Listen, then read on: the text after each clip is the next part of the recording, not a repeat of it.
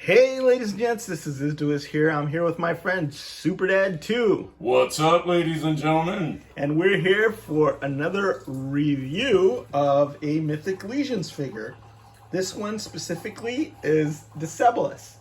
And if you hear that pouring sound... That's blood dripping out of Izzy's neck as I slice him in reverence and referentiation, if that's a word for this particular video. But I'm finished. The blood's not doing anything. That's super dad evacuating his bowels in fear. Is what that's not his coffee maker. Yeah, making coffee. That's a scary evacuation bowel sound right there.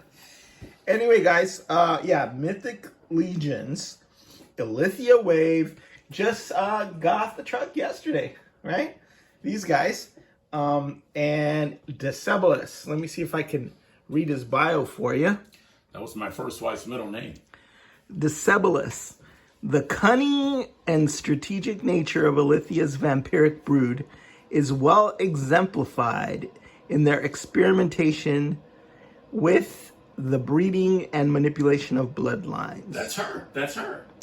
The results of such experiments bring to mythos such abomination as the winged vargs and the massive vampire brutes called the Vogre.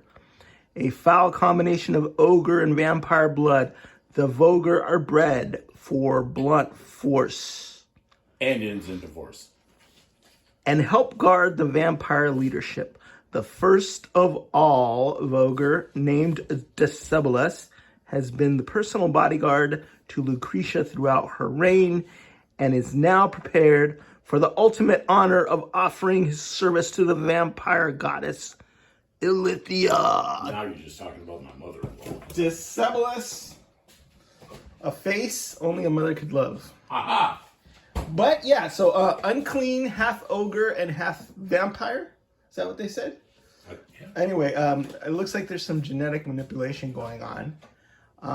And so he's got this massive size that isn't regularly associated with vampires. He's got this really, it's not a willowy build, it's a muscular, ogre-y, like orcish type build. But, now we're talking about Superdad.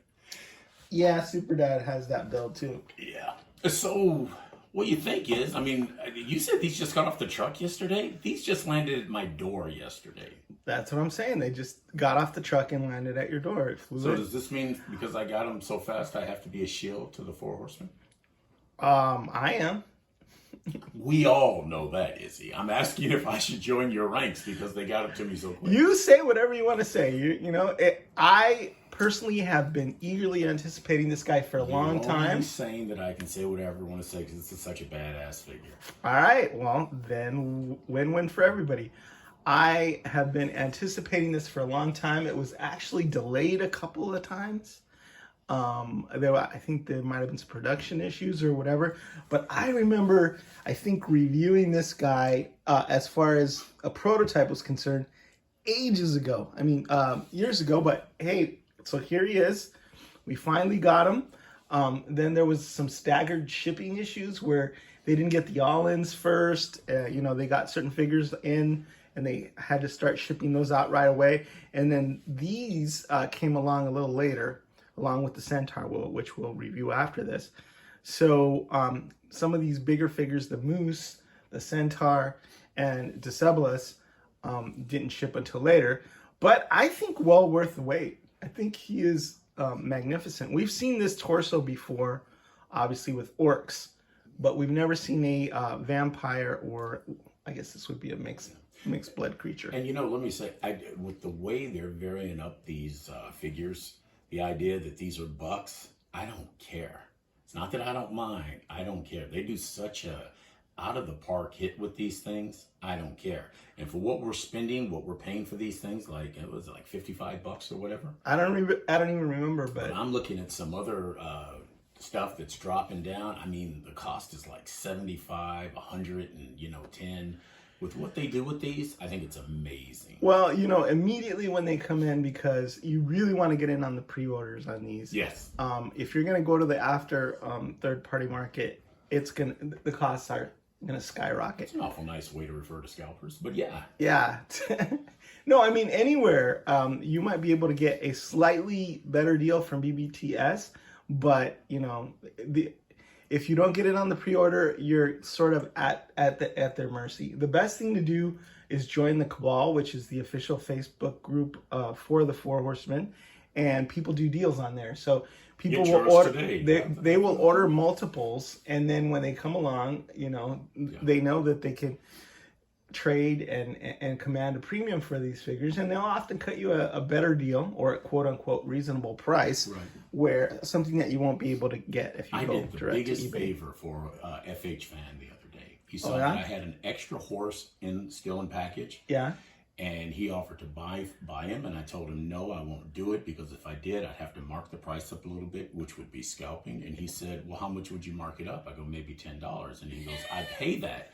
I go, no, just to keep the integrity of the hobby. In other words, you didn't want to sell your horse. Yeah. Well, that's smart, because horses are at a premium right now, and there's some more coming along the line, but people really love those horses because they kind of go beyond the Mythic Legions. It's tough for me, I tell you. The only thing worse than selling my figures would be selling my kids, and I just can't part with them. I can give them. Nobody's gonna want to buy your kids, though. That's the thing. Oh, that's true, because you're still getting me, however you look at it.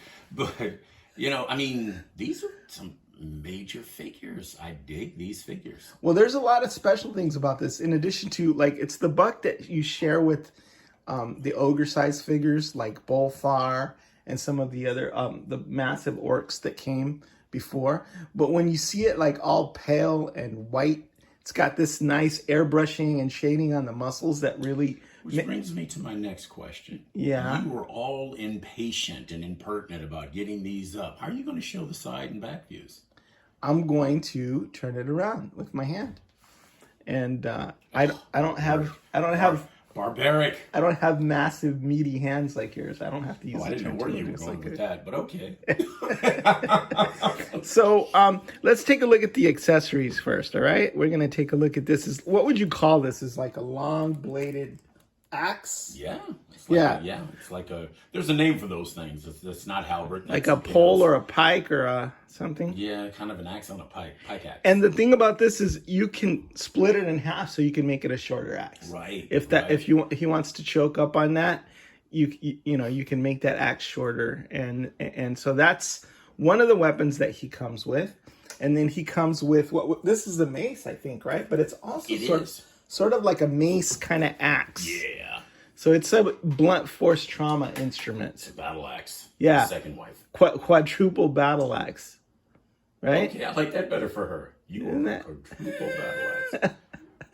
So, and this is another one that you can take apart and make longer and put on a pole. You could have them with one weapon. You can have them with both weapons. But anyway, these are the two weapons that you get. And we've seen these before. Yep.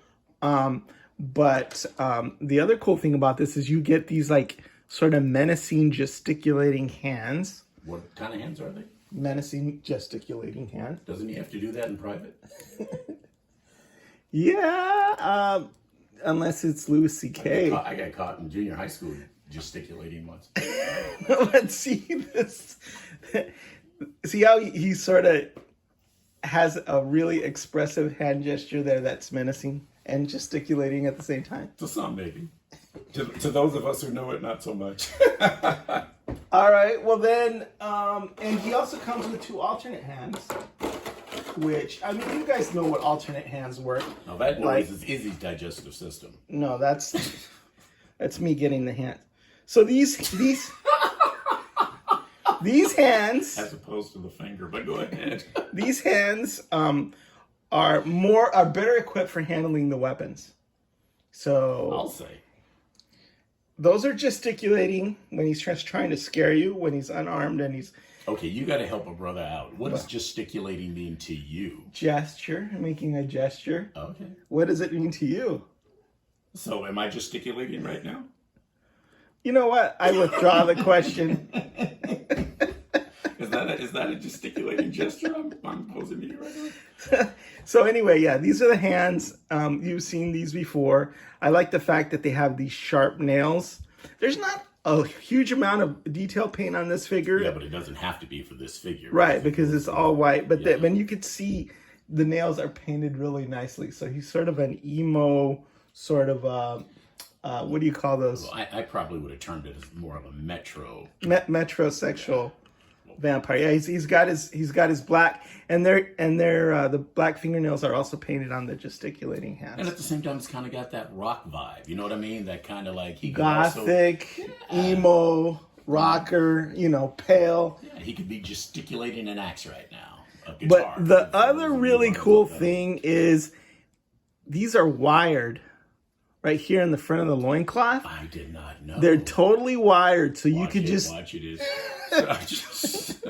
So you know, if you want them like to doing a windswept thing, you can do it. You can do that. And this is a new thing. We hadn't had this sort of like faux leather wired. It's very nice. I don't know if you call that a skirt or a reverse loincloth. A kilt, a half cape. I don't know. But I mean, look at that. I mean, it'll hold any pose you can put it in, That's pretty basically. cool. 4-H, if you watch these videos at all, hats off. Yeah, the soft goods are really next level now. They've been working with CJism.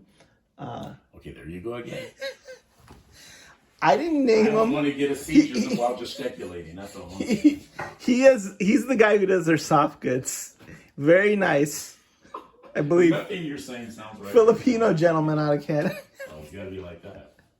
And he does capes, you know, he does the loincloths, he does all this kind of stuff. And the wires are awesome, and it could just make it really, really expressive there. Because, you know, if you're an emo or a rocker, you're going to want that windswept. And he doesn't have any hair to blow. That what you're hearing now is the wind blowing back his skirt. Yeah, so very, very dramatic, and I really love that. And I like the fact that, you know, he has that leather skirt, but he also has fur down here. So he's got fur undies, right? Excuse me. That's a Keurig, guys. I don't know if you can hear this or not, but it's all these weird watery sounds. Look, I told 2:30 in the morning last night, Izzy calls me while I'm stone cold drunk as if I would be in any other form of inebriation at that time. He says, hey, we're doing reviews as soon as the sun comes up. And then these shows appear with a woman I don't know. Christine, if you're watching this, I'm just saying, you know. And then he says, we're doing movie reviews. He says, get your arse up and let's look at these because you've got these figs and I don't yet. So here I am, hostage to a cup of coffee. Right, I drove all the way out to Super Dad's lair to get these reviews. I just want to say there is Irish cream in the coffee. There's Irish cream in the coffee? It's worth it. All right. So anyway, back to this. I really like these bones here that come down the front. The lovely bones. Yeah. They've got a metallic sheen to them, so it's like they've been dipped in some sort of alloy. And then just the very cool, I don't know, is that an eyeball or a centipede around there? My old guys can't see. You know what? I got glasses, but I can't put them on. But very, very cool. Let me bring this up a little closer so that you guys can take a look. Now I'm going to say this while he's giving I think it's a centipede. I love all the orc figures. I love all the variations. This is my favorite. Really? This is my favorite. So is this like a white orc for you then? No, he'll play the, what did you say, genetically modified, genetically, whatever you said? Vulgar. Yeah, this guy, I'm just saying, he's very simple. Yeah.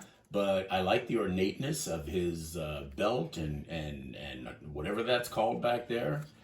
Yeah. I just dig this figure. I think the contrast with the colors are really, really great.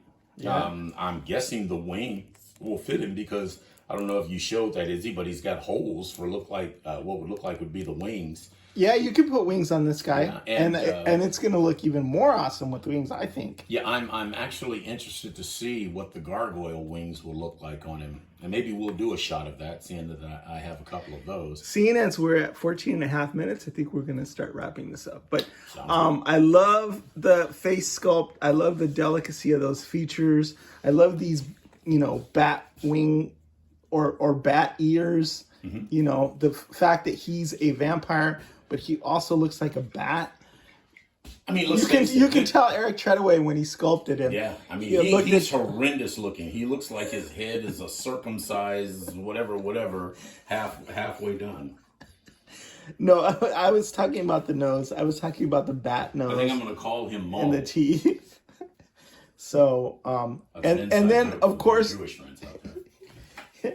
Moyle, isn't it Moyle? Well, I wasn't going to go there. Look, I was keeping it clean. You want to go and enunciate. All right, so there you go. Great detail, great paint. I love that purple around the eyes. He looks like he hasn't slept in many, many days. Of course, if he was and he's Moyle, pissed. he'd be the perfect foil. So, well. Maybe. Nice big feet, so you don't have to worry about him falling down. Look at those giant. And he's proud of that. He's proud of that character. So, all right. Well, hey, Super Dad, thanks for waking up so early on a Saturday morning. My pleasure. Like I said, these figs are awesome. I always think the 4-H's figs are worth it. But like I said, he's come out, and I'm sure we're going to do some of the other at another date. Some of the other figs that came with him. This is a pretty favorite wave of mine. I think they knocked it out of the park. So Lucretia's bodyguard, it's going to look awesome up next to Lucretia and Carpathius and all the other vampires, because he's the enforcer. He's the badass. Yeah. I mean, if you're as badass as Lucretia and you need a bodyguard, you got to have somebody that imposing. And I tell you, when I opened the box, the first thing I thought is I should have got two. Yeah. Oh, well. All right. Well, you live and you learn, and there's always You live and you learn. You crash and you burn. You go without and you yearn. Exactly. And with that sentiment, is the Wiz signing out. Super Dad 2, peace out.